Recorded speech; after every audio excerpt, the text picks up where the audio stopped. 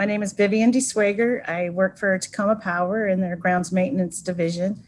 I am a certified arborist, but I have a 2-year degree in landscape design and management, but that was started later in my career after being a drafter for civil and structural engineers, and then eventually into landscape design and working for a landscape architect. So it kind of got me started in that, I guess, in that direction towards working with trees and plants. I've been at the city now for 15 years, and I'm not solely just for the trees. I have a route of about 20 properties that I maintain. That includes some tree care. I wish we could be doing more of that, but the lawns right now are growing like crazy, so that's the focus. It's the springtime. That's Yeah. that's where it's at. Yep. Nice. All right, and Becky. Sure. My name is Becky Schwartz. I currently work for the District Department of Transportation in their Urban Forestry Division. I'm a city forester, so I take care of the western part of Georgetown, Colorado, and Burleigh in Washington, D.C. I have a bachelor's in sustainability and a master's in natural resources and environment.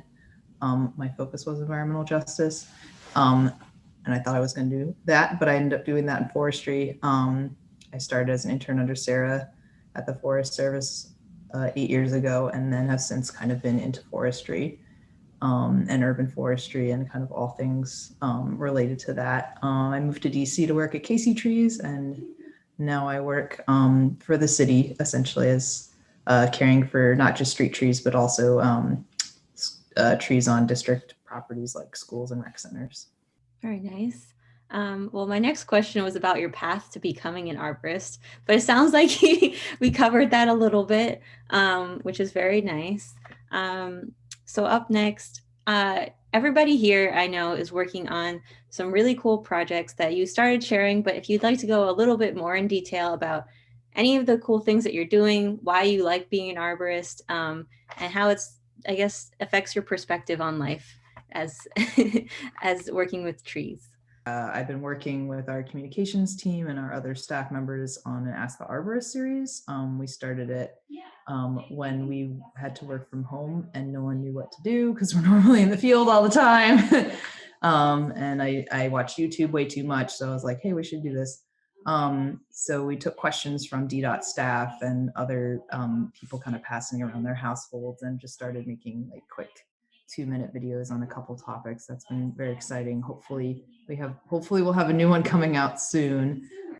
Well, I did describe, I guess, my path to arborist a little bit.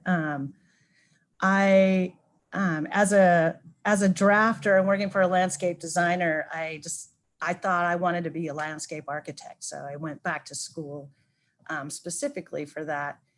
But the campus where I was at South Seattle Community College had an outdoor arboretum where a lot of our classes were. And I realized that going to school and being outside every day was like, it made a big impact on my quality of life. And so I pivoted and decided I needed to find something outside or to keep me outside. And so at the same time that I was in school, I also went through the Pierce County Master Gardener program. And it was actually through the Master Gardeners that that the ISA had put on a class here in Tacoma several years ago. So it wasn't even really that I was like gung-ho on going towards being an arborist, but the training was offered, and I love being in classes and I love learning about stuff. So, I started the program with like 3 of my coworkers, and I think I was the only one that completed it and passed the test. So, it's amazing, between, the CEUs that you need for your arborist and for, in my position, I have to have a pesticide license. And so the continuing education always is a great place to learn new aspects, new trees or new plants that you didn't know about, or, you know, new sciences and things that are going on with the trees and such. So, you know, I worked at the Parks Department for a while as a laborer. I worked at a local nursery, which was my favorite. I could sell plants, and I learned a lot about plants working in the nursery trade. And but of course, there's not a whole lot of money in that industry. So a position came open at Tacoma Power and Grounds Maintenance, and it took several interviews and several rejections before I was actually hired. And so I really believe I have my dream job, that I'm out taking care of properties every day. I did start out as a gardener by hobby first. So to be able to expand my land without buying land, to be able to put more trees in and more plants in to make the city beautiful is really a dream come true. So yeah, that's a really nice thing to be able to do. yes. I resonate with that idea of like, I took a class my freshman year in college that was a forest botany class, and I was taking it with all these forestry majors. They knew all the trees, and I was like, I didn't know there was more than one kind of dogwood. I mean, I was such a city kid. I was like, and the dogwood that I know is not what everybody's looking at, and you know, it's just like every tree was like that, and yet I was like, can I actually have a job where I'm outside? Like it was just like, this is what I want. I want to be outside all the time. And so that's kind of what brought me into it. I wasn't even that great at the forest botany thing, but what I discovered along the way is that trees don't move so much. So I had time to get to know them. It's really a deep way of knowing something when you get to go back and look at it over time, watch how it grows and changes, notice things one day that you didn't notice the day before.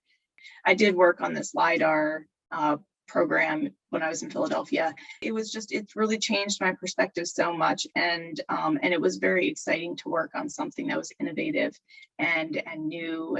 At the time, it was really new to use LiDAR to understand how tree canopy exists across space, and to start asking questions about why things were the way they were, why there are gaps in one place and not in another. And it just that avenue of questioning led me to really interesting conversations with people. And that I think is something that I really love about trees in particular. There's a way of connecting with people around trees. I think that's sort of special. I was just talking to somebody the other day who realized that there was a giant sequoia in Point Defiance Park. And she was just like, I never saw this tree before in this park. And it made me feel like I was at home again, because she's from California.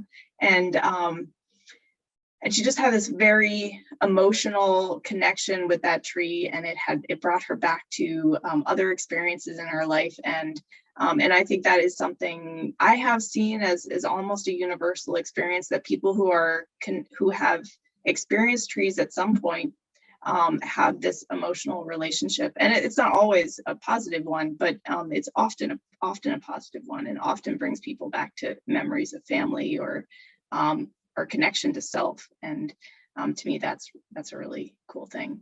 I love that the idea of like, you get to go back to the tree to continue knowing it. And I love that that lesson from trees. Do either of you also want to share anything you also learned as being an arborist, or perspectives? My parents are both doctors, and we joke that I'm the tree doctor. But it kind of goes back to, you know, the secret of the job is, right, not necessarily all the technical skills about the trees and going on and on about, It's really about the psychology of people, right? And so the more I try to focus on that and trying to explain as best I can in really common terms of what's going to happen, and just kind of take time to kind of do the quote unquote bedside manner kind of type work that can be really challenging sometimes. I find that very rewarding, but I would say that that's something that is not well taught, but it's something you kind of discover on the job. So when did you all realize that gender in your field like mattered, and how have you guys, what insight do you have about that? It's starting my career, my work career, I guess, as a drafter working, in an engineering field. It was the same that there weren't as many women. I actually find that in the field that I'm in now, there's not that very many women, and it was the same case when 30 years ago when I started out in the office as a drafter, and I've seen big increases and changes in that field, in the drafting or in the engineering, where there are a lot more women involved in those industries. It's not so much in arboriculture. I have a crew of 15, or our shop has 15 people, and I am currently the only woman that works there. It can be interesting to communicate with all the men and try to figure out a way to communicate to the men without getting too frustrating when they don't tend to listen.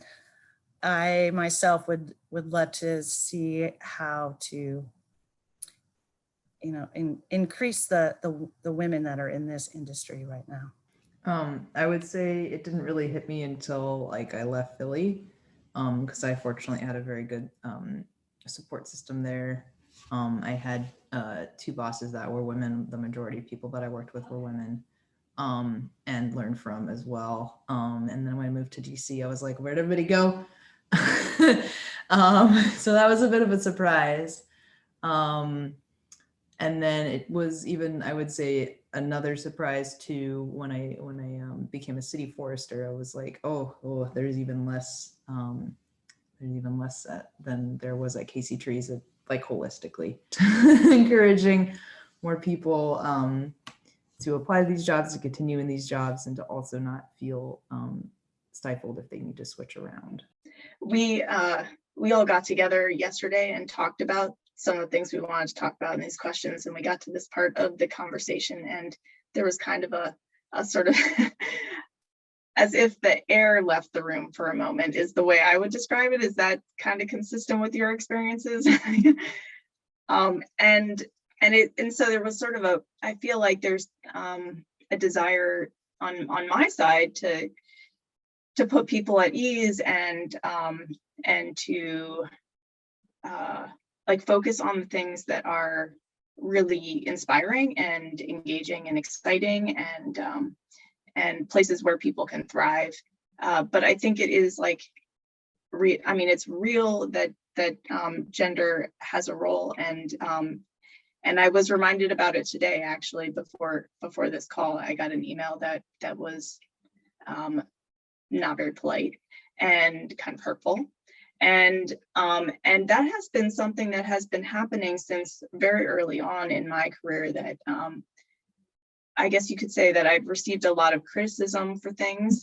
And generally I find the criticisms come when I'm doing something against the grain a little bit.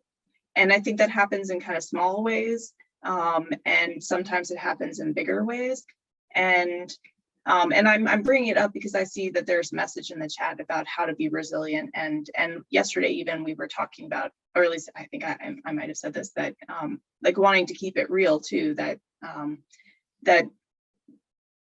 having an opportunity to talk like this is also an opportunity to provide some support too, and to acknowledge that it can be difficult at times. You can't see me, I'm 5'1".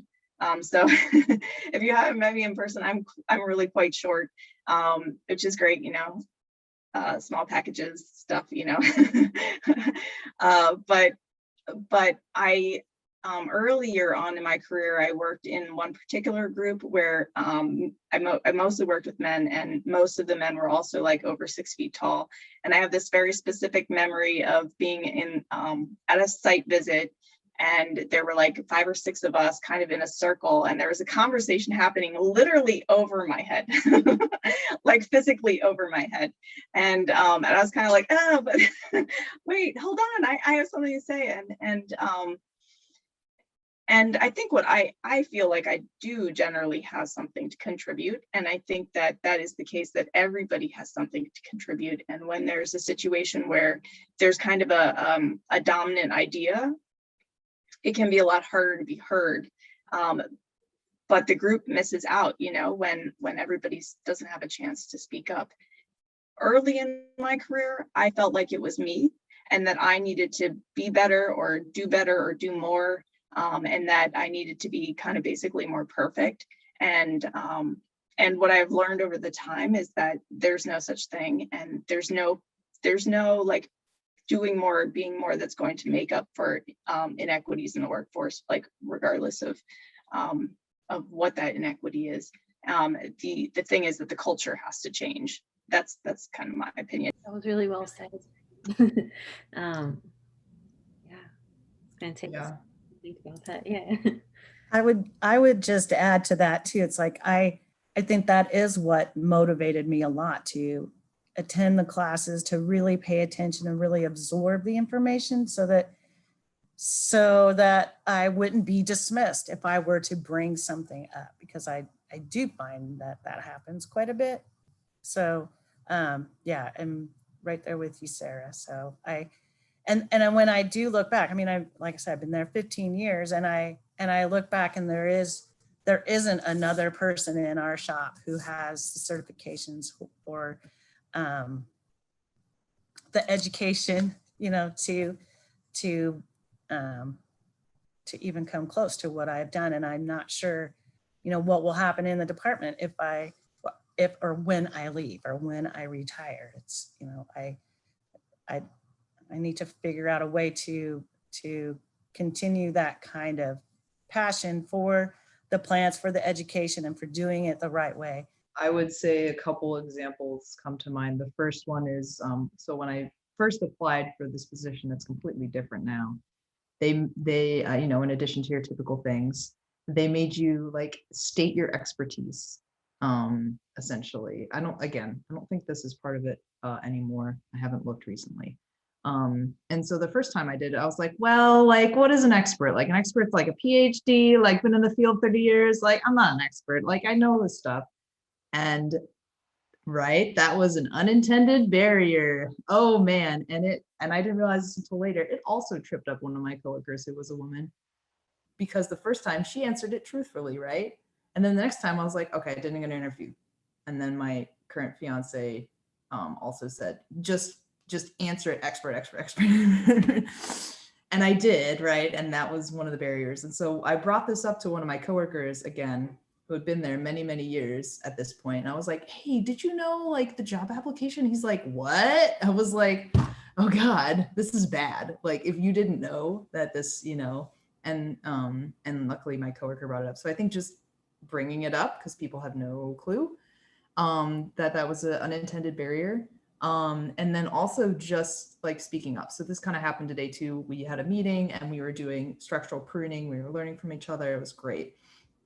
After we're kind of chatting through our first tree, my boss borrows my pole saw, because he doesn't have a pole saw right now, and goes on, and I like go find a tree for myself to work on. And then I was like, I need my pole saw. Like, I can't just stand here and like carry your brush for you. And so I just was like, okay, I need my pole saw back. And so I took it back from him, and I was like, too bad. I'm not giving it back to you. I need it.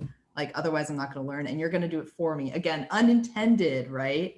A lot of my coworkers are just trying to be helpful. They're very used to that dynamic, but I'm like, don't do it for me. I need to learn myself. And when you do it for me, I don't learn. So I have to just kind of remind myself and then make myself step up.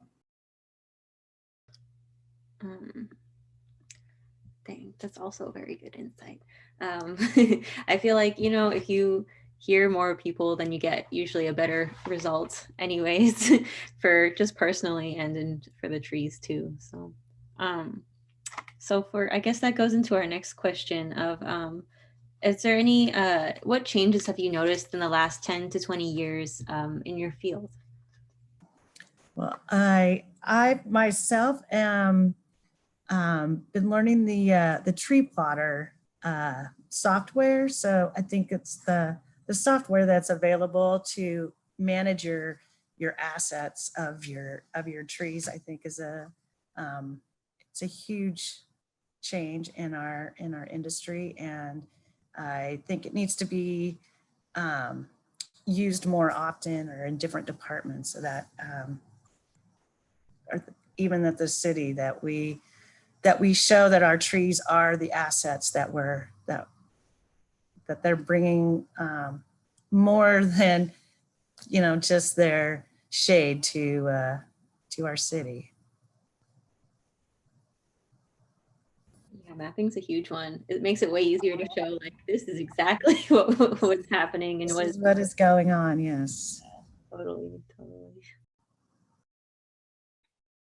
When LiDAR started coming on the scene, and switching, we were switching from this aerial imagery that was based on photographs and something called Landsat, which is not a very high resolution image,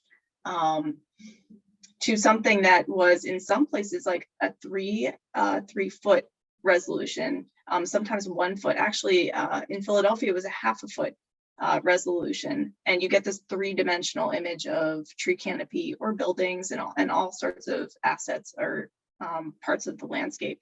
And you could see the images of like how big trees were, how tall they were, where they are and where they aren't, and it was really eye-opening. And I think that when you present people with information that shows like, you can't really dispute that there are a lot of trees in one spot and not a lot of trees in the next. And I think it created a lot of, as I said before, a lot of opportunity for conversations. And I think that's been a big difference.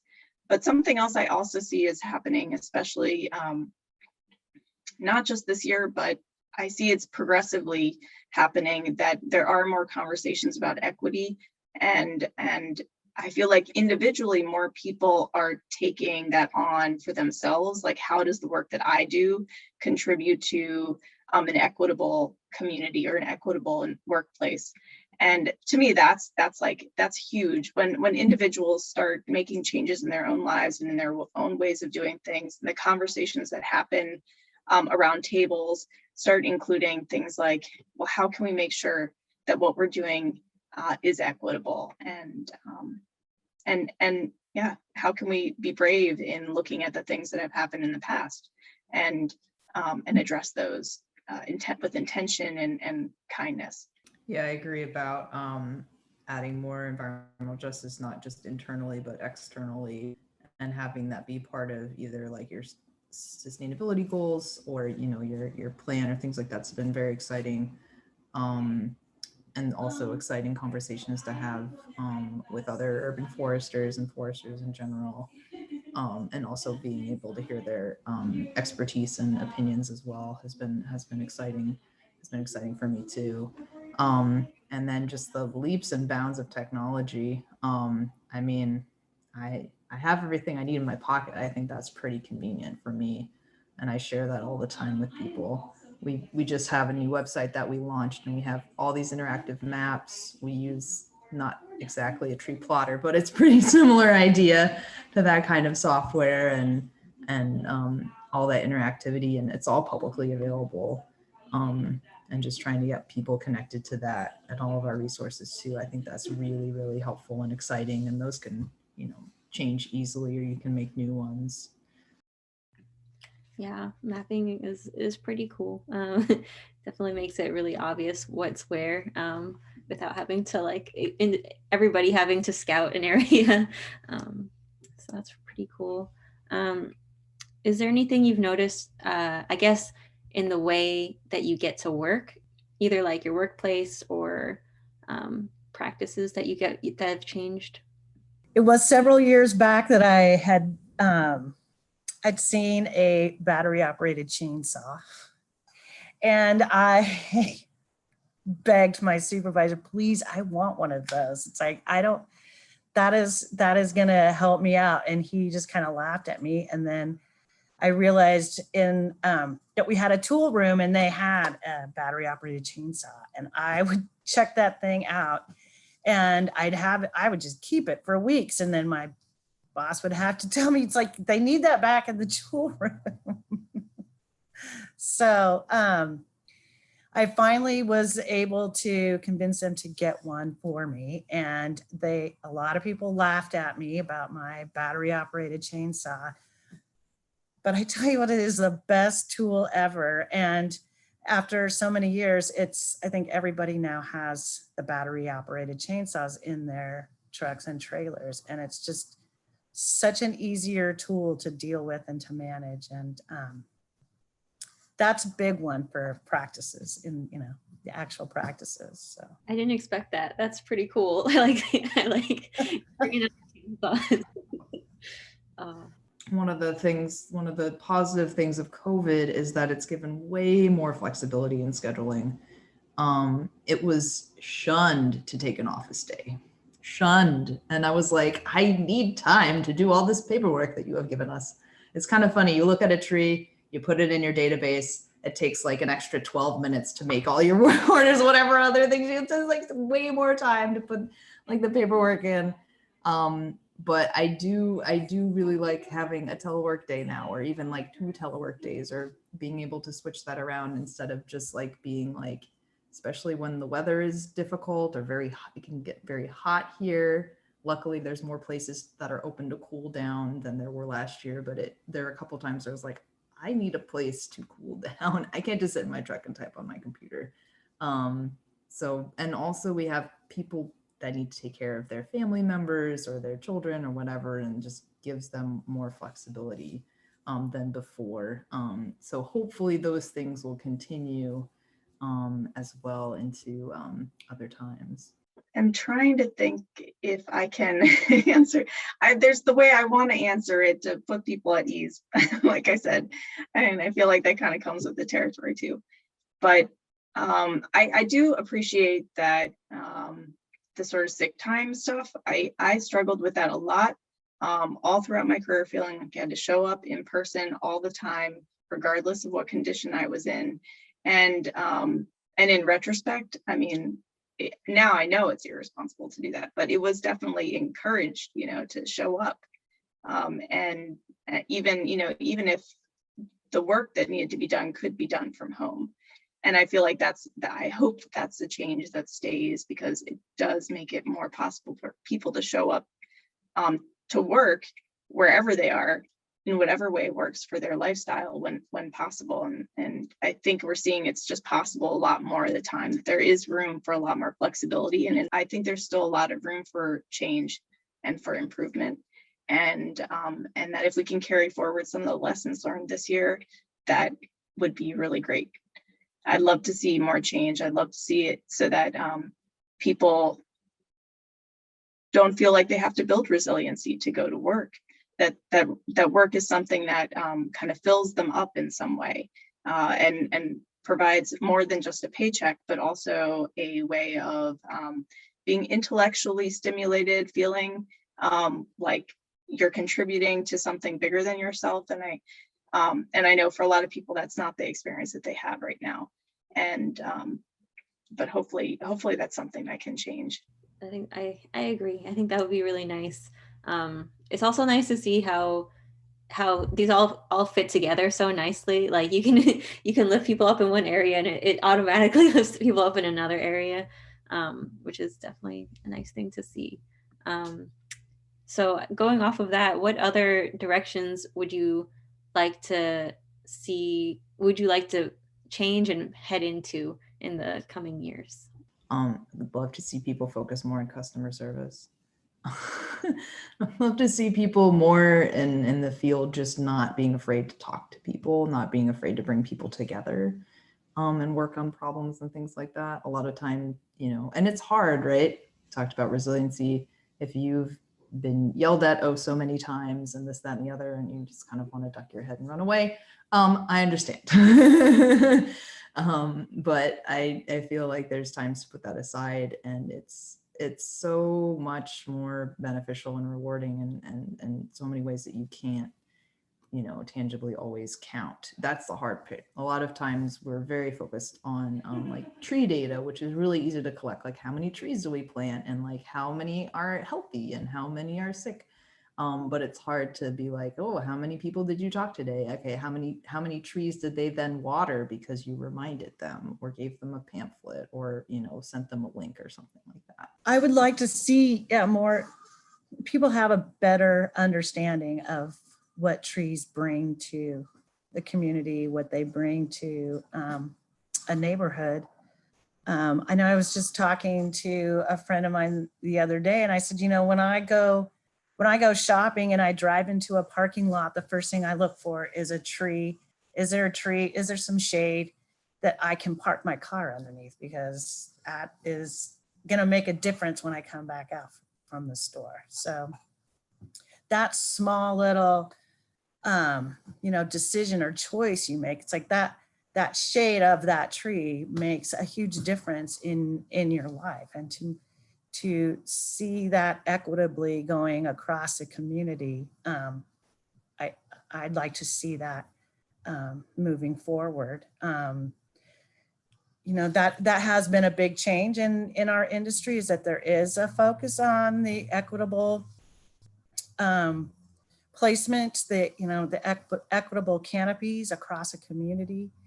And it's for me, it's so eye-opening that a family living in a house where they're stable and steady, they have the time and the energy to be able to work on a tree that is out in their parking strip. But this another couple in a different part of town, they're worried about putting food on the table. They're worried about paying rent. They're worried about how are they gonna feed their kids. So there is no time for them to manage or to take care of that tree that is out in front of their house. And that's where I would like to see the city move into. The trees are such an asset that the city should be paying for them to be maintained. And that is frankly the only way you're going to get that equitable treatment across the community, if it is taken care of by one entity or one agency, as opposed to the homeowners are responsible for it. So that totally makes sense. That would be nice to see. The benefits to trees are listless, so yes, yeah, that's like managed. Okay, so that was, wow, so much good stuff is coming out. Makes me happy to go into the future. But also there's a lot to navigate based on where we are.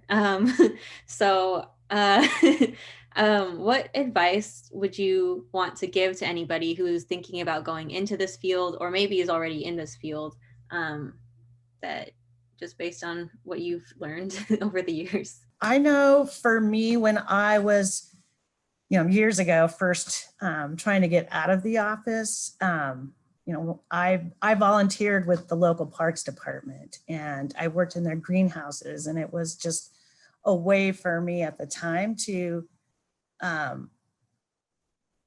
do something different than what I was doing. And I, was interested in plants and that kind of thing. So I think that can take people a long way if you are interested in a field, or if you're in this field even. Volunteering is a big step to kind of immerse yourself maybe in the industry. You can see some different aspects of it. It's okay, learn a bunch of things. They will all come in handy. All the, when I first started learning about trees, I was like, oh man, if I would have known this, I could have taken all those tree classes in my master's program, because they were open to anybody. It didn't matter, what your focus area was. I was like, I could have taken dendrology and this and that and the other. And then, as I learned on my own, I was like, well, it doesn't matter. I've learned it. And that's okay. I can bring those, those other things in. And then just, continuing to kind of reach out and connect with people, I think throughout your career is always really helpful. It's like very easy to get like discouraged in your own little rabbit hole, and whatnot. But I think just kind of like popping your head out and being like, hey, what's going on over there? Hey, what's going on over there? Has kind of helped like dissipate those stressors and being like, oh, am I the only one that, you know, like can't do this or such and such? So can I have some place to commiserate with or kind of bounce things off of is always really helpful. Yeah, that's good. I agree. I feel like a lot of skills are really adaptable, so it will come in handy one day. I'm not perfect and nobody else is either. And it is a little bit of a trap, I think, to feel like you have to be perfect in order to, I mean, I've observed other people too, so I know it's not just my experience that perfectionism is kind of like a rampant experience, and being kind of on guard for that and doing things that help you personally take care of yourself is important. I think that's another thing that's I feel like has happened a lot this year is there's an emphasis on rest and resting, and there should always have been. And that's, I think, something I would also recommend is finding ways to do things that bring you joy, and and trying not to get hung up on perfectionism, because people will find things to criticize about you. It's just the way it is. And